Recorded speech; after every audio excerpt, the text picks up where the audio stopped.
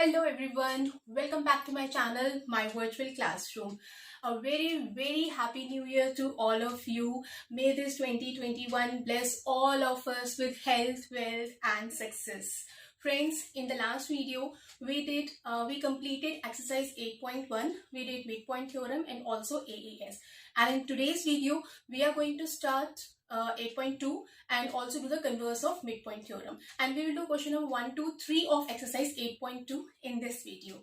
And also I have decided to start parallel videos of class 9th and 10th subjects maths and science on this same channel only.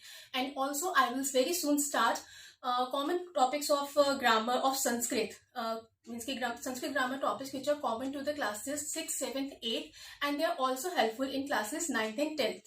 So let's start this video. And yes, do watch this video till the last, as there is always a very sweet and important message for you. If you like this video, just give it a big like and share it with your friends, cousins and schoolmates wholeheartedly. If you're watching this video for the first time, do subscribe it and do not forget to hit the bell icon so that you can get the latest information, latest notifications of my recent uploads. So let's get into the action. Mid point theorem में हमने किया था कि अगर हमें एक triangle दे रखा है ABC और इसके हमें दो मिड पॉइंट्स दे रखे हैं D and E, तो line joining DE will be parallel to BC and DE will be equal to half of BC. अब converse of mid point theorem में क्या है, इसका कन्वर्स है. कन्वर्स का मतलब ये है कि अगर हमें एक ट्राइंगल दे रखा है, इट इज ABC, और सिर्फ एक ही मिड पॉइंट दे रखा है, D is the mid point of AB and DE is parallel to BC.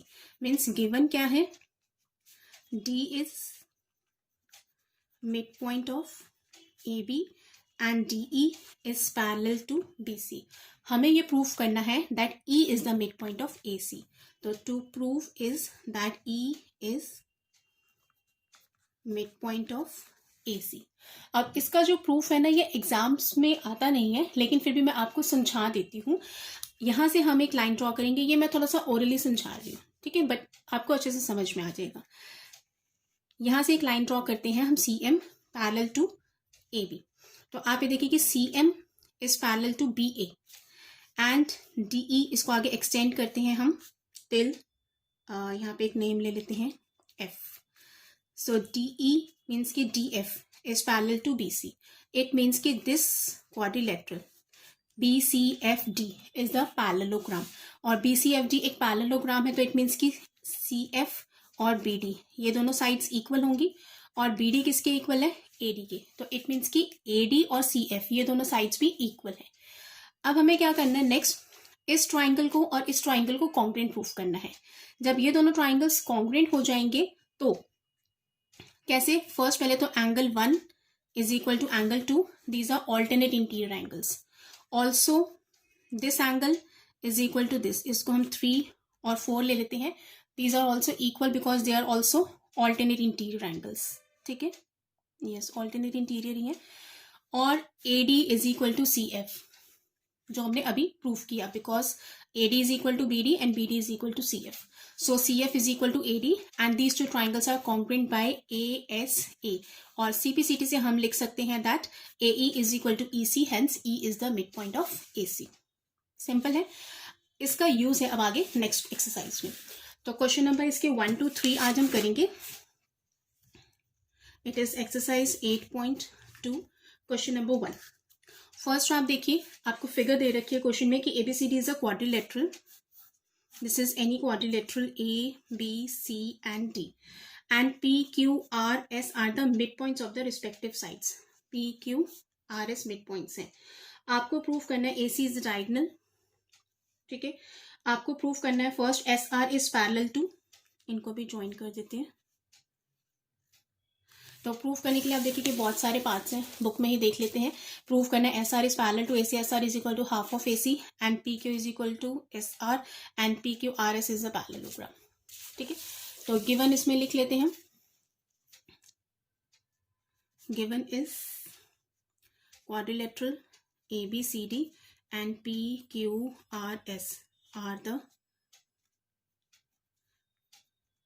midpoints of the respective sides. Now to prove, वो मैं स्किप कर रही हूँ क्योंकि बहुत सारे पार्ट्स हैं, हम सीधा प्रूफ पे आते हैं. प्रूफ ऑफ फर्स्ट पार्ट में आपको प्रूव करना है SR is parallel to AC and SR is equal to half of AC.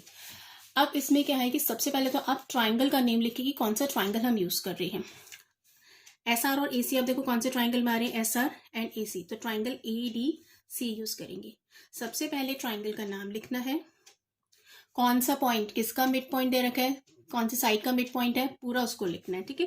कई बार बच्चे क्या करते हैं कि सीधा यूजिंग मिड पॉइंट थ्योरम, ये हो गया वो हो गया, आगे प्रूफ कर दिया और फिर कहते हैं कि मैंने तो सारा काम कर दिया था, मैम ने नंबर काट लिए.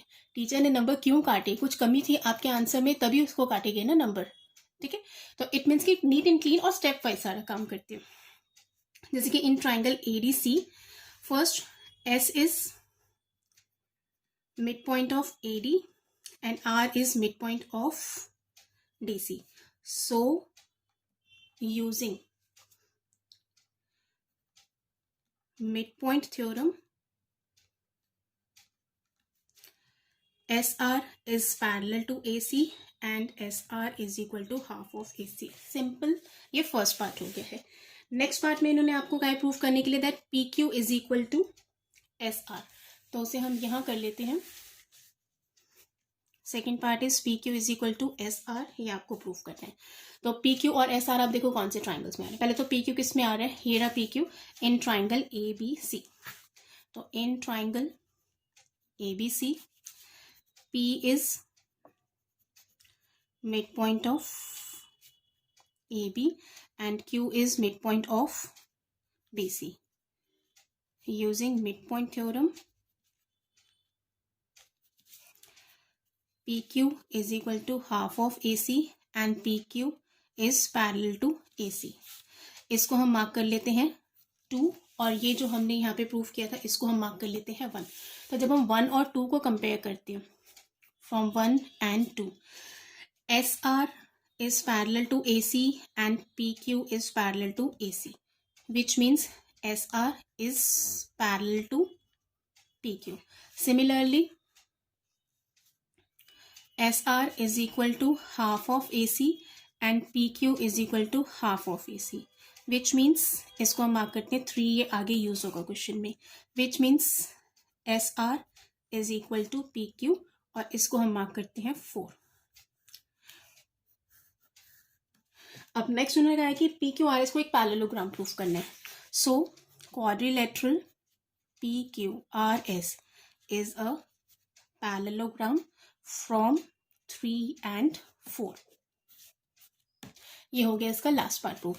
बिकॉज SR एंड PQ, आप देखो कि इसी क्वाड्रिलेटरल में one pair of opposite side SR and PQ parallel भी हैं और इक्वल भी हैं, तो it is a parallelogram. Next है question number 2.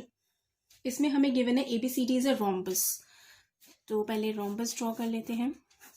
ABCD is a rhombus and PQRS are the midpoints of AB, BC, CD, DA. तो PQR and S show that quadrilateral PQRS is a rectangle. अब हमें PQRS को rectangle show करना है. तो पहले PQRS draw करते हैं और सबसे फर्स्ट एक इसका डायगोनल AC ड्रॉ करते हैं. अब यहाँ पे फिर काम आएंगी आपकी प्रॉपर्टीज जो हमने सबसे फर्स्ट वीडियो में की थी, चैप्टर 8 का जो इंट्रो किया था. अगर आपने वो वीडियो नहीं देखा है, फर्स्ट टाइम आप इस वीडियो को वॉच करें तो प्लीज़ प्रीवियस वीडियोस ज़रूर देखिए. उनमें प्रॉपर्टीज थ्योरम्स हैं जो आपको बहुत हेल्प करेंगी आगे फर्दर चैप्टर्स में, मतलब आगे फर्दर क्वेश्चंस करने के लिए. तो अब रेक्टेंगल प्रूफ करना है. रेक्टेंगल की प्रॉपर्टीज क्या होती हैं, सब प्रॉपर्टीज तो खैर बहुत सारी रेक्टेंगल की, अभी अगर मैं सारी डिस्कस करूंगी तो वीडियो बहुत लॉन्ग हो जाएगा. सिंपल जो अभी हमें यहाँ पे चाहिए प्रॉपर्टी वो ये है कि अगर हम किसी भी क्वाड्रिलेटरल के चारों एंगल्स को 90 डिग्री प्रूफ कर देते हैं तो इट मीन्स कि वो या तो स्क्वायर होगा या रेक्टेंगल होगा. And square is also a special type of rectangle. तो मेन जॉब है इसके चारों एंगल्स को 90 डिग्री प्रूफ करना. और ये क्वेश्चन थोड़ा सा लॉन्ग है, यहाँ नहीं आएगा. I will use it, do it on the next page, and I am going to utilise this page, this space for some other purpose. यहाँ करते हैं question number 2.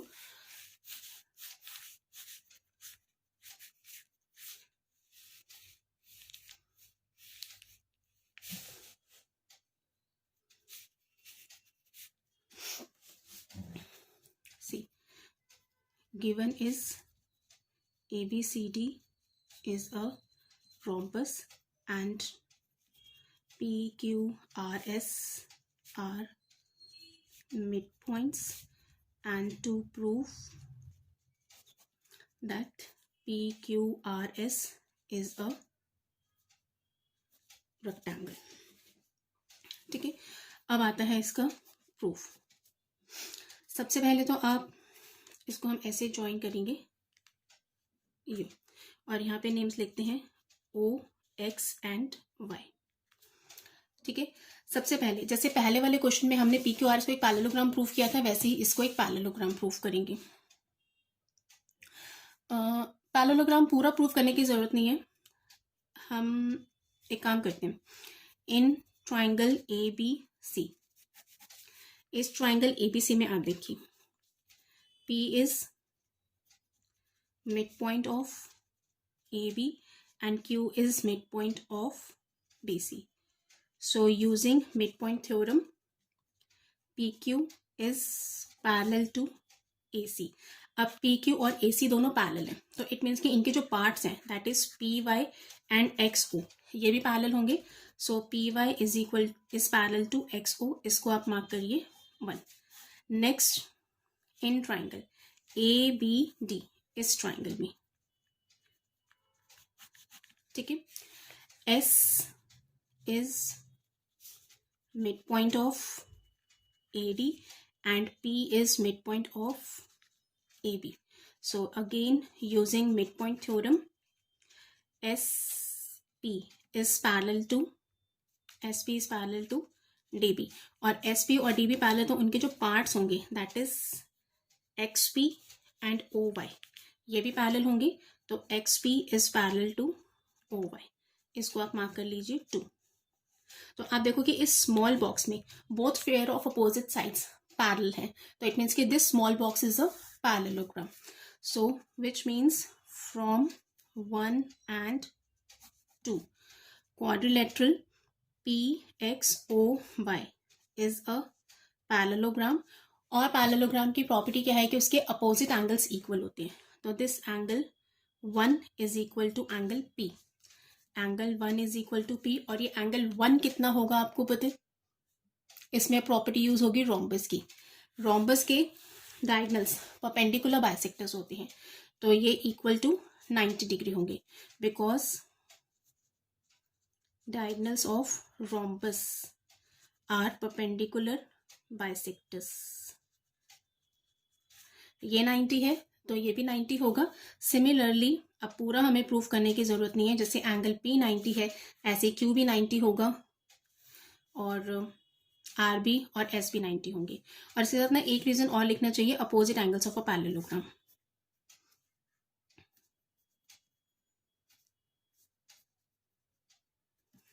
So similarly angle QP is equal to angle Q is equal to R is equal to angle S is equal to 90 degree. और last में हम अपने statement लिखेंगे कि any quadrilateral with all angles 90 degree is either a square or a rectangle, and square is also a special type of rectangle. Clear. अब next question इसका converse है. इसमें हमें रोम्बस गिवन था, रेक्टेंगल प्रूफ करना था. नेक्स्ट क्वेश्चन में rectangle given है और हमें रोम्बस प्रूफ करना है. It is question number 3.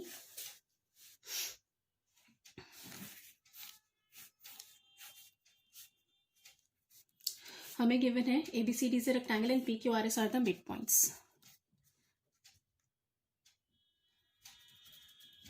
तो फिगर ऐसी ही बना लेते हैं इसकी भी.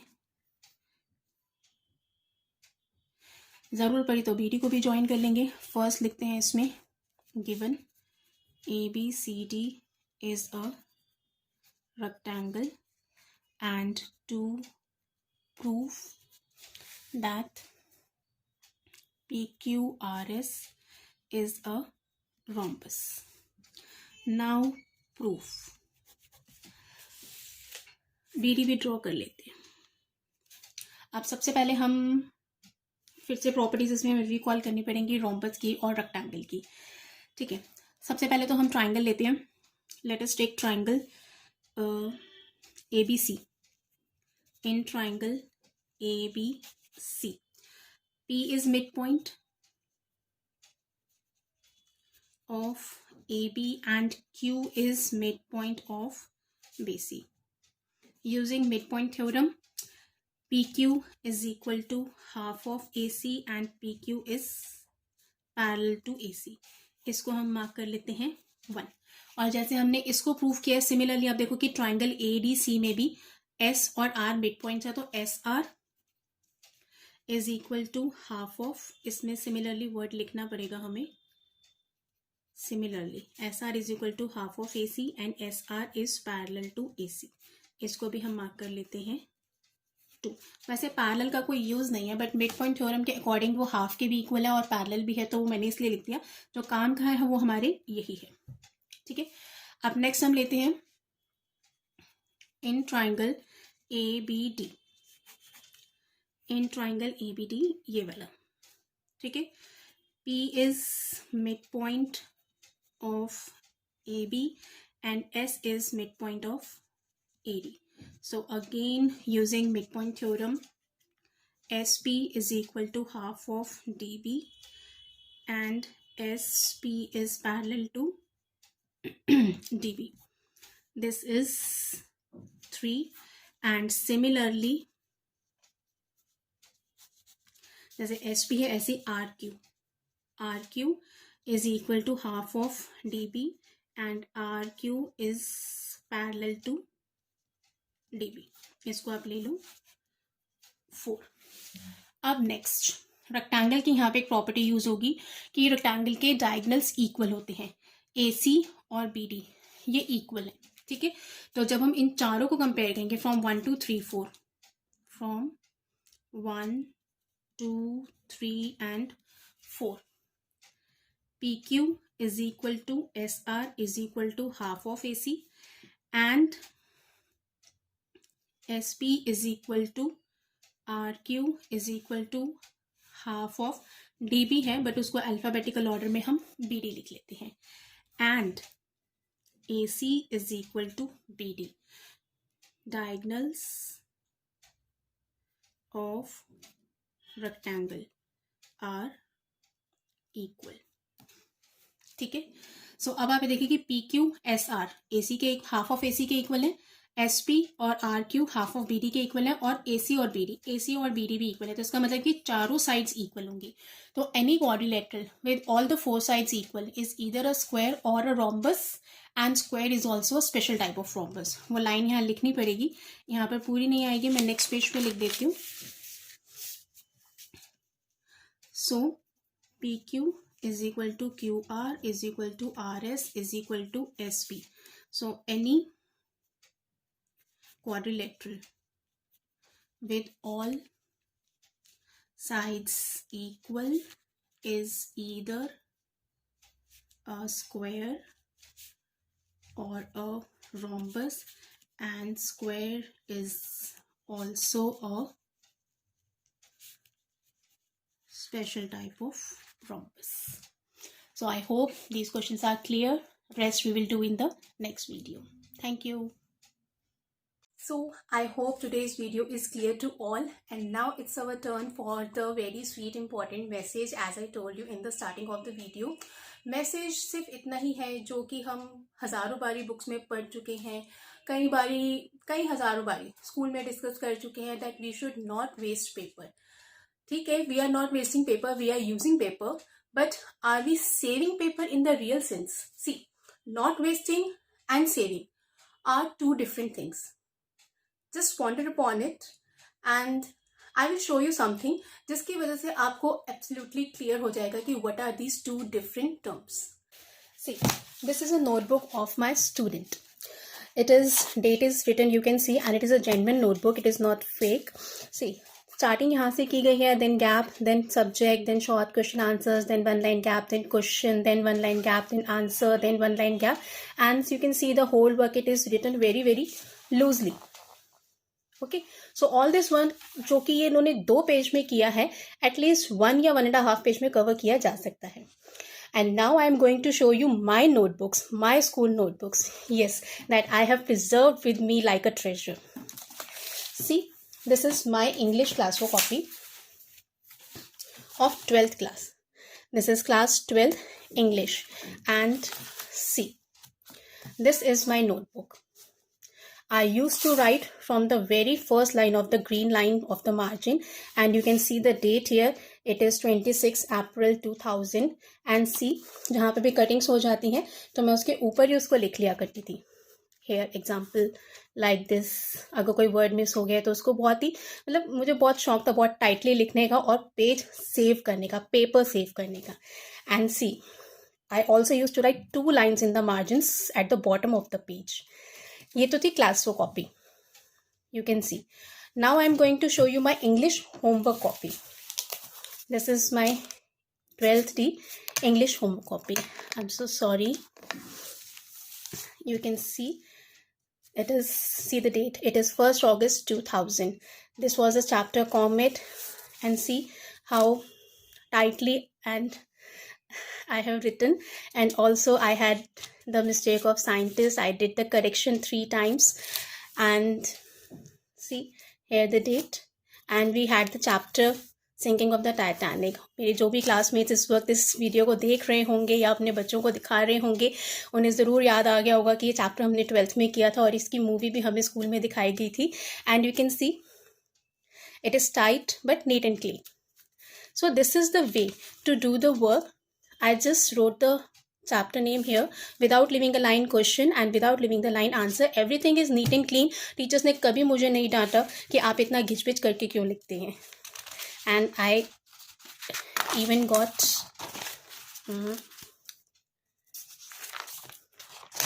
sorry. See, and my teacher even gave me the good here. और अब मैं आपको दिखाती हूँ अपना बिजनेस स्टडीज़ का क्लास वर्क रजिस्टर. वो चेक नहीं होता था. सी, अब इस वक्त बहुत ज़्यादा ये बुरी हालत में है. It is 12th D business study. I was in happy model school. Yes, अब मैं आपको दिखाती हूँ my class work register. Just see it. कितना टाइटली मैंने इसके अंदर लिखा हुआ है. See the date 16 May 2000. And you can see कोई भी जगह मैंने छोड़ी नहीं है.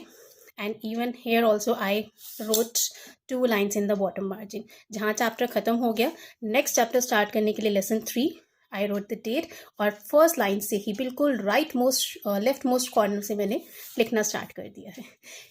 बिजनेस स्टडीज़ के रजिस्टर्स हमारे चेक नहीं होते थे. मैं कोई चांस मिस नहीं करती थी पेपर को सेव करने का. और कई बार बच्चे मुझ पर हंसते भी थे तो आई यूज्ड टू से ठीक है हंसते हैं, हंसने दो, मेरा क्या जा रहा है, ठीक है ना. सी how tightly I have written everywhere. See the date. It is 20 July 2000. So, कैसा लगा मेरे रजिस्टर्स और नोटबुक्स देख के? I hope you like it. और अब आपको समझ में आ गया होगा what is the meaning of not to waste the paper and how to save the paper.